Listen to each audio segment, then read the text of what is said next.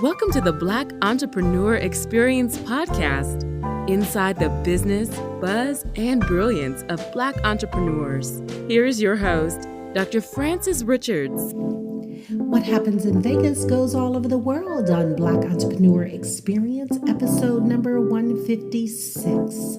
If you want clarity about your life and or your business, you can schedule a one-on-one coaching session with me. You can send an email to fr@francesrichards.com. Thank you for joining us as we elevate the Black Entrepreneur Experience by interviewing CEOs, thought leaders, innovative thinkers, and Black entrepreneurs across the globe. I'm your host, Dr. Frances Richards, holding it all together. Dr. LaTarsha D. Holden is famously known as an emerging leader in the Atlanta metropolitan area because of her keen passion for education. She earned an Associates of Art degree in Biblical Education and then followed that up with having earned a Bachelor's of Arts degree in Leadership and Administration and a Master's in Business Administration.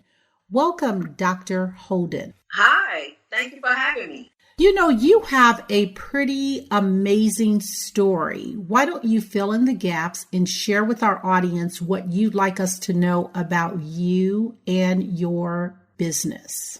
Awesome. Well, I am Dr. LaTarsha Holden. I'm a native of Atlanta, so I'm born and raised here. It's just been an awesome, lonely, hard, painful, rewarding, I can say last 12 years to go from being homeless in the streets of Atlanta with 6 children to a political candidate in the 2017 election, from a GED to a doctorate degree in leadership studies, and then to become a 12-time published author all within 10 years. Definitely was probably the hardest thing I've ever done, working my way up from rock bottom.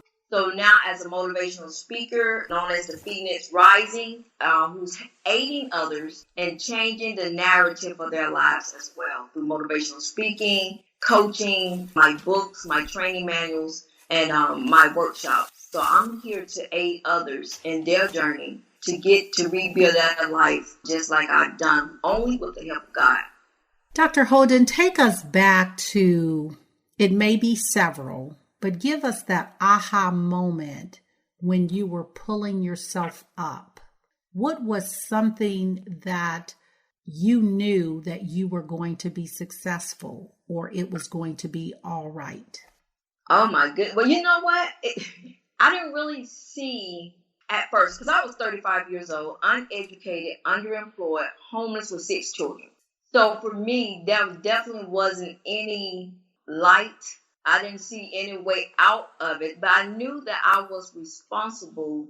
I'm an ordained minister, so I knew that I was responsible for freeing my family. You know, a lot of times we want to go out and abroad and do missions, but I just believe that, I remember Dr. Maya Angelou said that love liberates.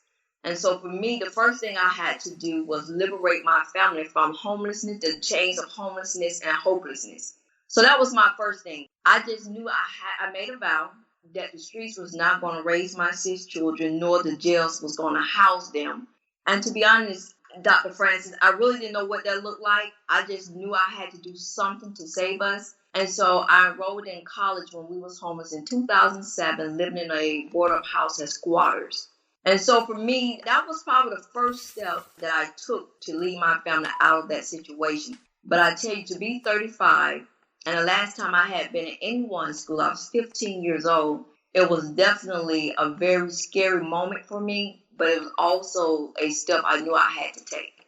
Let's fast forward. There is a lot of homelessness going on now. I think if we look at the statistics, it's more so than when you had experienced it. Mm-hmm. What advice would you give someone that is facing homelessness?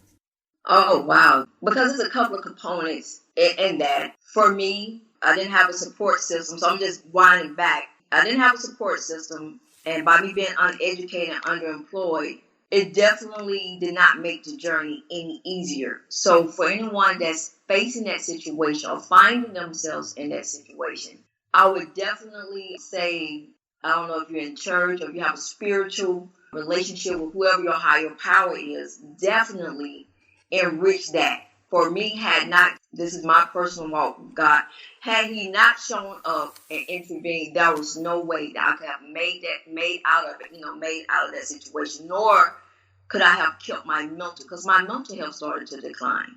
The longer you're in a situation, the harder it is to come out of it mentally, emotionally. So for me, definitely developing my relationship with God. I wasn't raised in a church, so I would suggest, hey, if there any way you will have a spiritual group, or if you're associated with a church, definitely get heavily involved. I can guarantee you that is going to keep you during those times when it seems like you're all alone. Focus on your goals. For me, when I enrolled in college, that definitely was one of the things that I had learned how to do.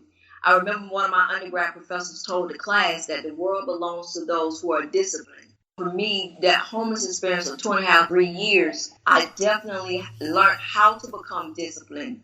And so I was able to learn how to manage my time wisely, how to goal set, how to have that balance between being a full-time mom, full-time student, homeless. And so those are the things you have to put in place. So I would suggest definitely connect with that higher power. You're going to need it, because when the days get long and dark, you're going to need that to sustain you emotionally, mentally, and spiritually. If you're working on your goals, do not give up.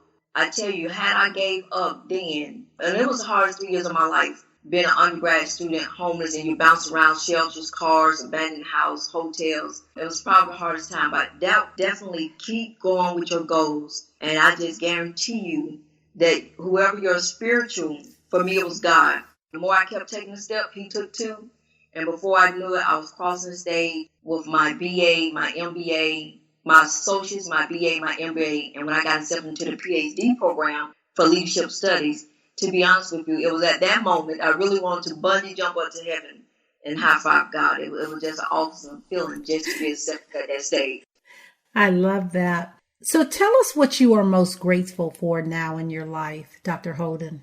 The thing that I'm most grateful for is that my 6 children are leaders in their own right. For me, at that time, I had 2 kids in high school, 2 kids in middle school, and 2 kids in elementary school. So in order for me to save my family, I gave my children the only key that I possessed. And the only key that I possessed was legacy. My legacy to them was service to others. So I came to them 12 years ago and I said, well, if I can teach you all how to serve now at our Lord's when we don't have anything, I believe I've given you a strong foundation to build on and become great leaders. Now, out of that, they was teenagers, they was middle school, so they wanted the material stuff. I didn't have that, but I just gave them the only key that I possess as a leader. They turned around, Dr. Francis, and my oldest son, he said, Mom, my way of giving back and serving. He did 10.5 years in the Marines.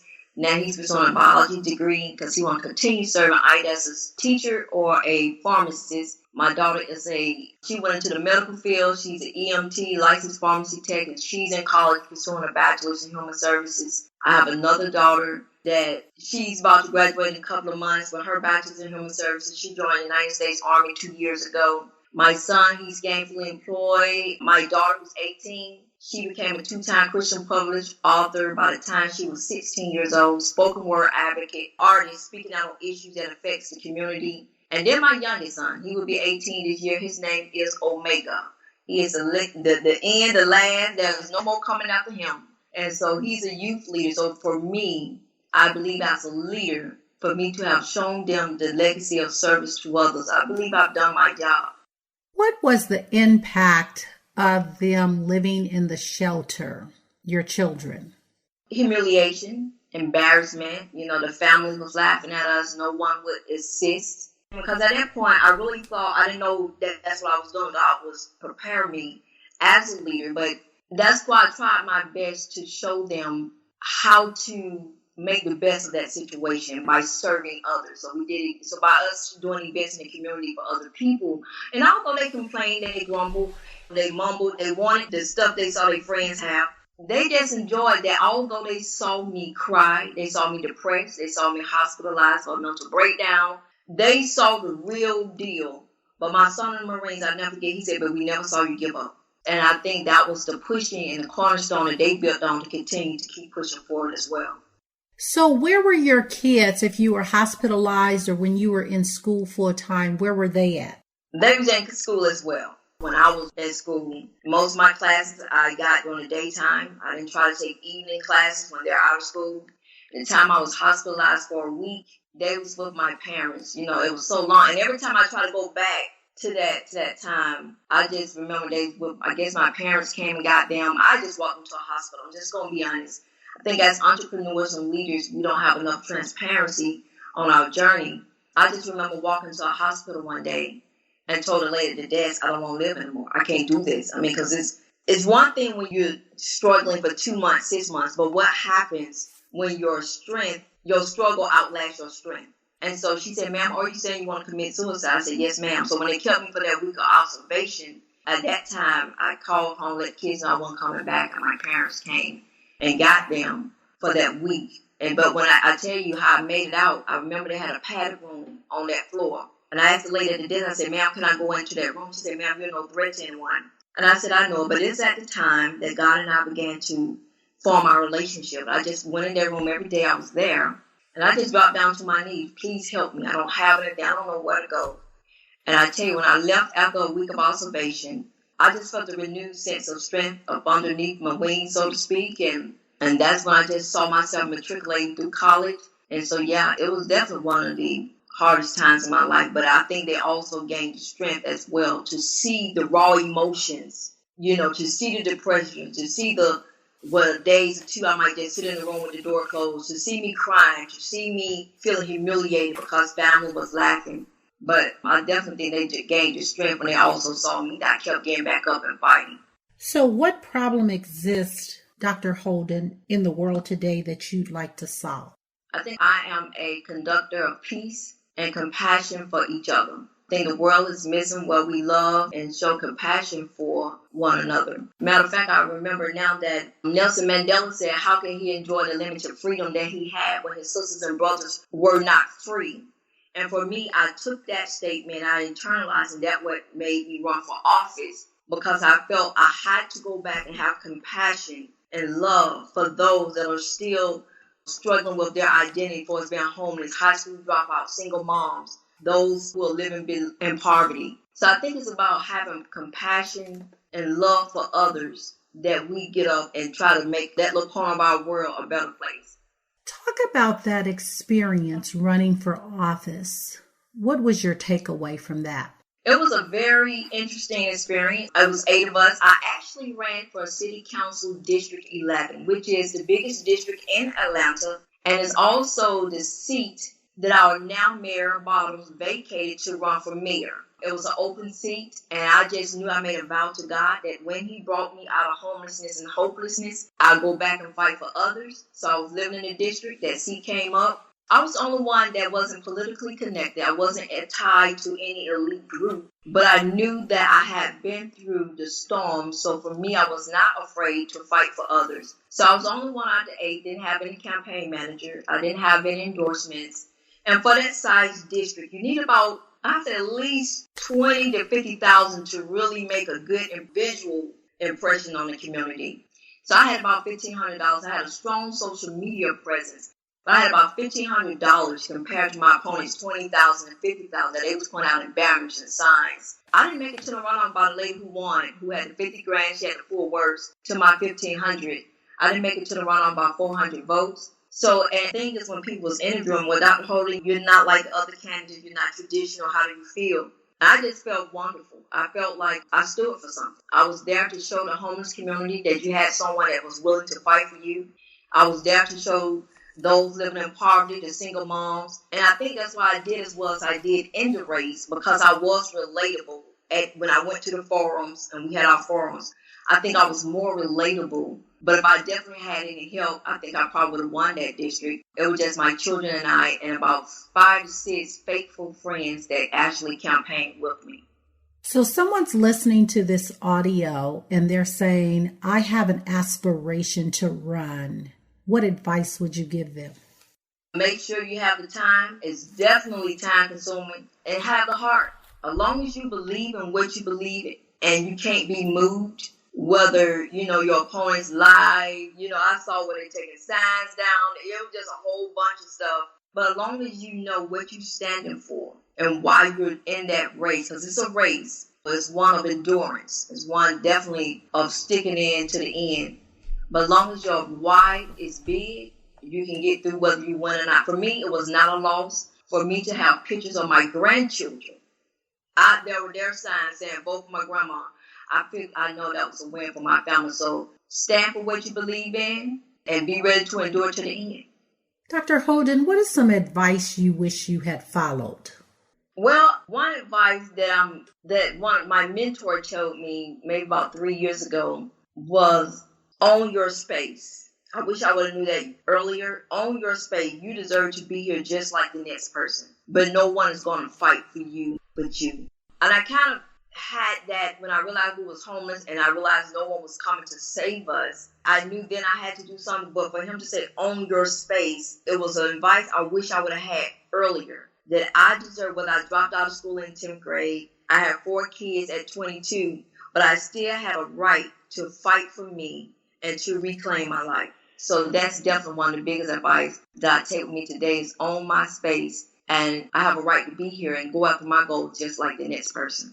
We hear a lot of people talk about mentors, especially successful people like yourself. How did you find your mentor? How does someone vet a mentor? Well, my mentor, he's the founder of a museum here in Atlanta, and he was a retired filmmaker, and he heard about my story, and we set up a meeting, we talked, so he did a documentary on me. It's available on Amazon, but he did a documentary called No Longer Lost, the LaTarsha Holden story, because he felt it was one that should be told. From we saw the movie with Will Smith, The Pursuit of Happiness. So there was one from a female perspective, actually coming from rock bottom. So he just mentored me, where poured time into me, encouraged me, motivated me. And up until that time, I had no one. I had no one that poured into me, that made me feel like I was somebody. He really is instrumental in my life. I'll never forget him. And So to me, to be a mentor, you definitely have to have the time. You have to, and I think it should be someone that's further along than you. Not someone that's right there. A mentor is someone that's further along. They're not intimidated by you. And they want to impart wisdom to you. They want to impart knowledge and love and support into you. So anytime I had a book signing, he was right there to allow me to use the museum. Anything I needed to help build me up, because he saw that I was at a point, hey, you've been pushing a long time. You've been in the ring. Let me help you out. Let me encourage you. And so I really appreciated him for pouring into me. Talk about the books you wrote. Is there a theme around it? And share with our audience which one, and that might be hard to do, that's pulling more at your heartstrings.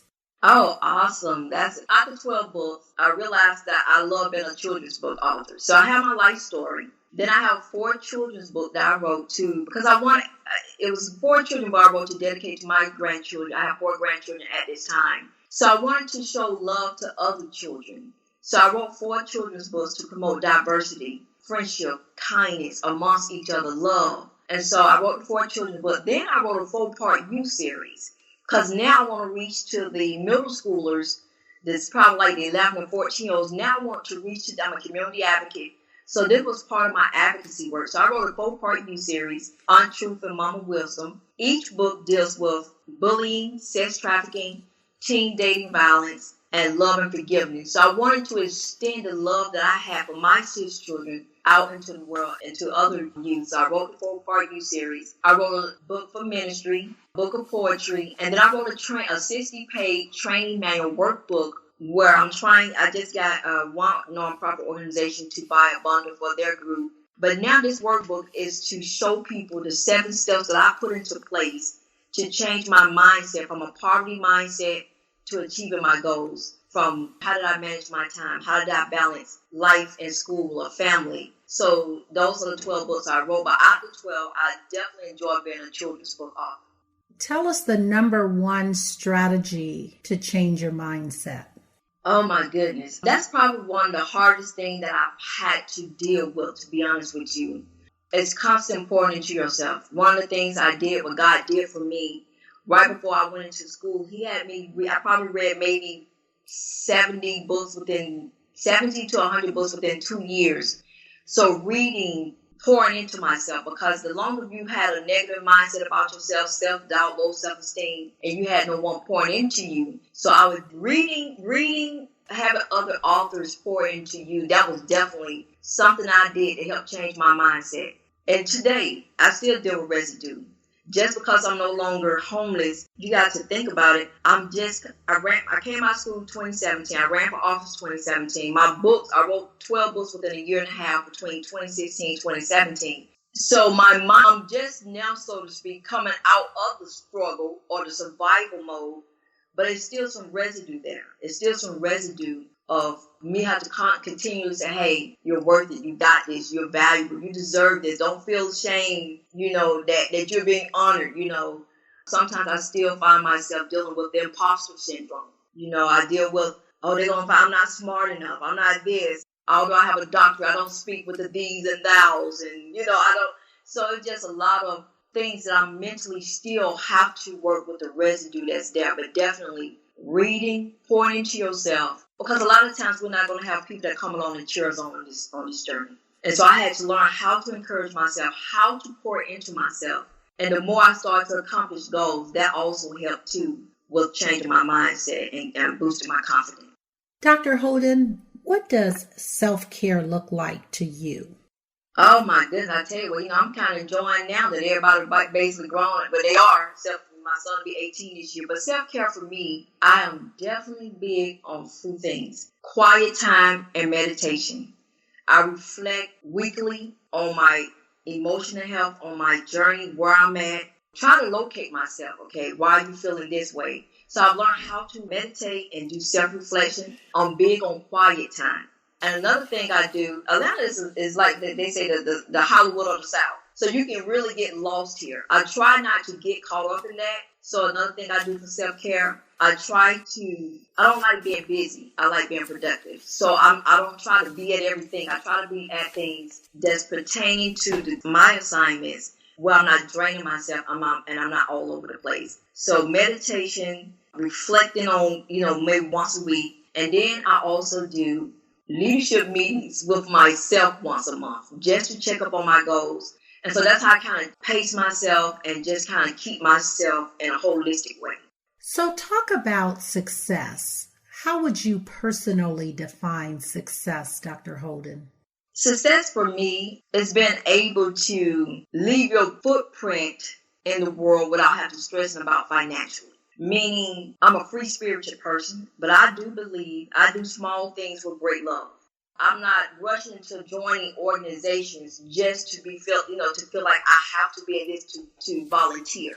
I don't have to be motivated. I'm not motivated that way. So I'm big on doing small things with great love. And for me, success is leaving my footprint on anyone's heart, mind, wherever I go. Like, for instance, 6 months ago, I went viral on LinkedIn. I just shared my story. I was introducing myself as a motivational speaker. Within 2 months, we had over 500,000 views. People around the world just reached out to me, male, woman, black, white. It didn't matter. But I always remember this one lady. And this is how I know this is success for me as a motivational speaker. The lady said, Dr. Holden, I just want you to know I read your post. She said, I have 2 kids. She just immediately went into her story. She said, I have 2 kids. I have a supportive husband. I have a PhD. She said, my husband and I come from a large income. She said, but 2 months ago, we both lost our jobs. She said, this is the longest we've been without any income, and I'm beginning to get worried. He said, but when I ran across your post, my stomach immediately tied into knots, because I immediately started to think, what if I had 4 more kids? I didn't have my degrees, I was homeless, and I didn't have a supportive husband. She said, you changed my perspective, and I'll always remember you for the rest of my life.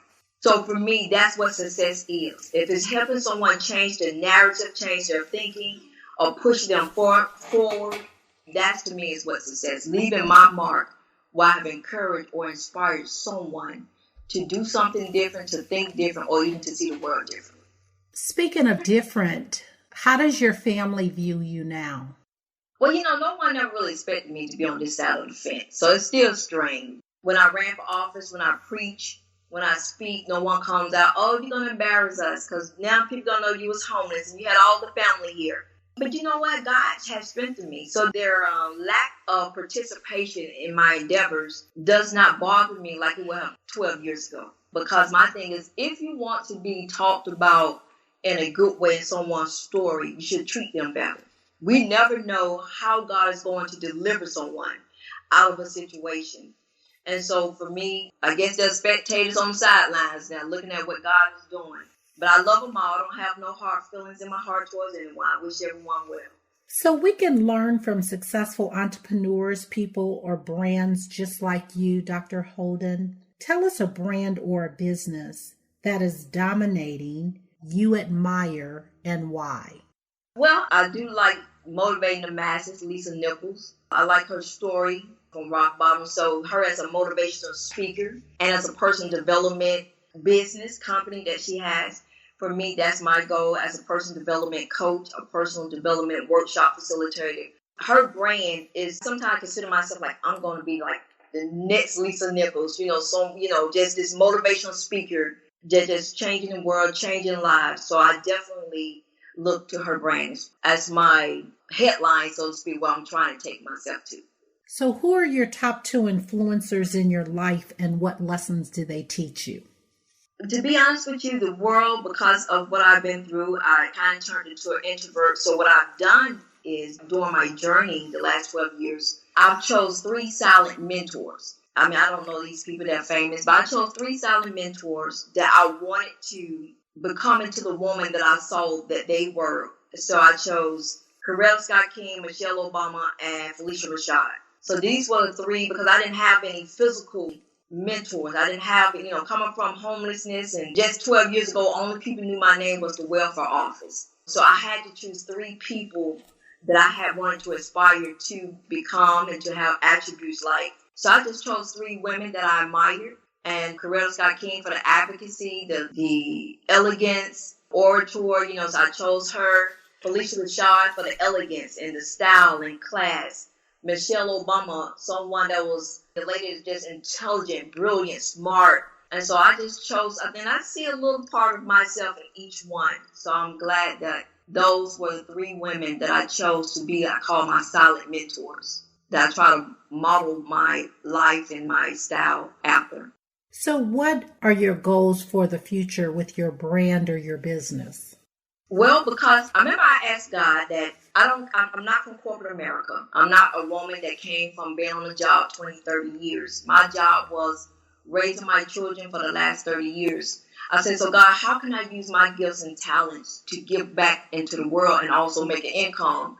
And so my gifts and talents are love, compassion, and I've always been that. So I'm just now starting. We're in the process of finishing up my clothing line with my t-shirt line, my inspirational, genuine expressions. So we have t-shirts coming out, mugs, gift cards that I'm making myself to suit personal situations. So the thing behind that is walk with me. My shirts, my cups, my mugs, whatever I produce through this inspirational line, it's my way of walking with people along their journey. Each shirt, the words are picked out for a certain, because I want them to feel good. I want them to feel like someone is walking with them. So I'm producing things that in my heart where I can show love and compassion to others along their journey. So I'm really excited about designing my new greeting cards. So that's what I'm working on, Genuine Expressions, my inspirational line. I'm also working on my 2 humanitarian efforts. I want to send 400 children's books to Africa, 10 of each. I have 4 children's books, so 100 of each one to Africa. So I'm beginning to put that humanitarian effort together. That was one of the reasons I wrote my children's book, to spread the love and the love for reading that I have around the world. So I'm working on that. And I'm also working on presenting 2 scholarships a year to a homeless mother who is living in a shelter, where she can have this money for her. Because when you're homeless, and you're going through, you're living in a shelter, this is not for nothing. This is for her, where she needed new clothes, book bags, pencils, paper. But I just wanted to show her that she's loved as well. And so I'm working on those 2 humanitarian efforts now. And you mentioned that, is there a specific social cause or organization that is connected with your company? No. Genuine Expressions, no, that's my inspirational line. But the humanitarian efforts, I do those out of my deep personal desire to give back and to show compassion to others. So it's not connected to anyone, just my way of showing love. I would love to partner with anyone to help send these books over to Africa. That's definitely one of my dreams. When I wrote my children's book, to share the love of reading, I'm looking for collaborations and partnerships to make that effort come to fruition. So you've had a lot of, Dr. Holden, a lot of risk and failures that you've shared. Mm-hmm. Talk about the worst moment in business and what was your takeaway? Oh my goodness. Well, I guess just doors slam on you. For instance, even just me, rejection. Rejection is probably the biggest thing that I've suffered along the journey. I remember in 2017, I went to, and this is part of me being who I am as a speaker, a professor. And I remember that I went back to my alma mater and I applied to be a professor at the school. And I'm just trying to show people that along the way, rejection is darts that's thrown off at you to get you distracted. And so I remember I got hired to be a professor. And within 2 weeks, I got a call to come back to the school. And the guy that hired me, he was looking very distraught. And I knew something was wrong. Someone over him had told him not to hire me because they thought I wasn't the one for the job. I wasn't good enough. And so for me, that hurt. I mean, I spent 10 years of my life at the school. I grew up at the school as a young lady. I started off at 35 years old when I was homeless. I did 10 years there. So I just wanted the rejection, but I just kept going. Just whether your business, whether you're pursuing an endeavor in your career for promotion, when the rejection comes, you just get back in the race and keep pushing forward. To me, that was one of the biggest things that happened that really could have set me back for as my thinking wise, I'm not good enough. But I just used that lesson to keep forward, to keep going, and to keep doing what I believe I'm called to do, which is to motivate, inspire, and to give people hope around the world. And Dr. Holden, I want you to take a moment and do exactly that. This whole interview has been inspiration. It has given hope. But I want you to take the time and I want you to talk specifically to that person that's listening. And they've heard you're not enough. You're too dark. You're too fat. Whatever. It's always something. And I want you to inspire and uplift and motivate that person that has heard over and over again, I'm not enough. Talk to them. Wow. Well, first, I want to encourage you that you have to get to a place. First of all, you're fixed on your race. You don't see other competition. You don't have any other competition. God made you unique. Your assignments are uniquely divine for you. So first of all, get out the fact that there's competition. Focus your eyes on your race. Put your blinders on. You don't see the runner on the right. You don't see the runner on the left. Focus your eyes on your race, your goal. So when the rejection comes, you just know how to keep moving. Okay, yes, it will hurt. Yes, they're going to tell you you're not good enough. You don't look the part. You don't sound the part. You don't dress the part. But that's when you got to dig your heels in deep. You got to dig your heels in deep, and you got to hold on. My daughter, who's 18 years old, I'm just giving y'all this little story. I'm big on story. She joined the Army 3 months ago. She called and said, Mom, I won't be graduating. I got injured. I can't finish the PE test. Are you disappointed? I said, I'm not disappointed. As long as you gave it your all as leaders, there are going to be times maybe something's not right then. There are going to be times maybe it seems like, I feel like a failure. I wasn't able to complete this. But there are times, I guarantee you, where you just hold on and look for the lessons in that situation. I told her, look for the leadership lessons that you learned in that 10-week leadership, because that's what I call it, 10-week. You just went through a 10-week leadership training. Always look for the lesson. The teacher is there just showing you something. For me, it was rejection. So God had to build me up in that. Okay, you're going to run for office. You're going to get rejected. You have to build that inner strength, that inner muscle. It was an old saying, I'm pretty sure maybe some of you all heard of that. Young boy asked his grandfather, there are two wolves. Tell me about these wolves. The grandfather said, son, there are two wolves. Good, one is weak, and one is real fed, and one is heavy and good and healthy. He said, why is that? He said, well, the one that you feed will always be stronger than the one that you don't. So this is the time where you got to feed yourself. I'm good enough. Even if you got to cry, if you got to crawl, if you got to puke, if you got to keep going. That's what I did. I just kept going. It's almost like you're in the Army basic training, so to speak. You're grinding. You're on the ground. I mean, my daughter, when she wrote letters, it hurts. I kept saying, keep going. I know it hurts. And that's when you got to become your own inner cheerleader. It hurts, God, but I'm going to keep going. It hurts. Yeah, they laughing at you. Yeah, they talking about you. No one is coming to your aid. And that's when you keep pushing. I guarantee the more you keep pushing, guess what happens at the end of that 10-week leadership training? Those trainees that started out in Army basic training, 10 weeks later, where they was weak, where they was frail, where they couldn't do those exercises, 10 weeks later, because they kept going, and because they kept exercising that muscle, they got strong, and they was able to cross the finish line as United States Army soldiers. So you got to keep going, no matter who rejects you, no matter who laugh at you, even if tears are streaming down your face. And it's okay, sometimes you might have to take a break for a day or two. There's nothing wrong with taking a break to gather yourself. Do not stay there. Get in the ring and fight. Fight. And I guarantee you'll see light at the end of the tunnel. Tell your daughter thanks for serving and being a great American. Appreciate that. Thank you. And I heard this at the beginning, and what I can say is rise from the phoenix. Mm-hmm. Dr. Holden, if you conducted this interview, what is the one question that you would have asked yourself? I want you to ask the question and answer it. Okay. I want to ask myself, how do you feel about who you've become today? For me, I just got recognized and honored and chosen to represent the state of Georgia as Georgia Mother of the Year for 2020 by American Mothers Incorporated. So for me, I am very blessed that God did not forget about the former homeless woman in Atlanta. So I'm very proud of my journey. It was one that was painful, lonely, but it's also one that God is rewarding me for my faithfulness, my persistence, my perseverance, and dedication. So I am proud of the woman that I've become because I went through one heck of a time becoming her. I love that question. We've come to the part of our interview. It's called Fun Facts Lightning Round. I'm going to ask you a series of questions, and I'd like you to give us, Dr. Holden, very quick answers. Are you ready for the Fun Facts Lightning Round? Yes. The last movie you saw? Tyler Perry, Fall from Grace. You relaxed doing what? Kicking my leg up, listen to some saxophone music on Pandora. Your favorite singer or rapper? Oh, Patti LaBelle. Your favorite dance song?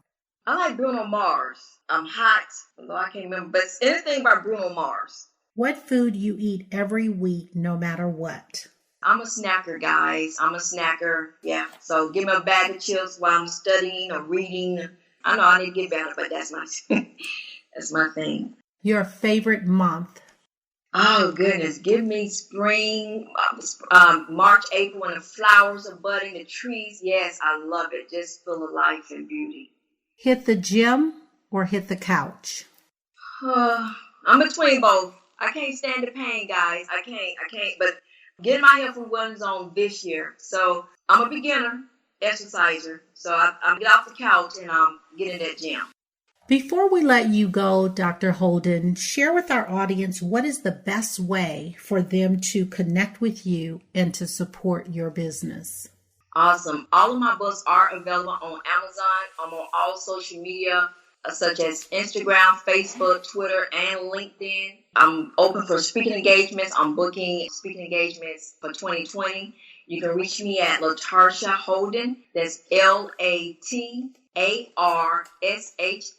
Holden, HOLDEN at yahoo.com. And my number that you can contact me on to, again, book maybe a coaching session, 404-838-9587. And I'm just looking forward to speaking with you, being booked, and coming to help inspire your audience. Dr. Holden, thank you so much for joining us and spending time with us on Black Entrepreneur Experience Podcast. That is a wrap. Thank you for having me. Thank you for listening and subscribing to Black Entrepreneur Experience. We would love for you to leave a review and rating on iTunes and share with your friends. For show notes and more episodes, go to www.beepodcast.com. Join us next Wednesday, and remember, green is the new black. So keep your bank accounts and your business in the black.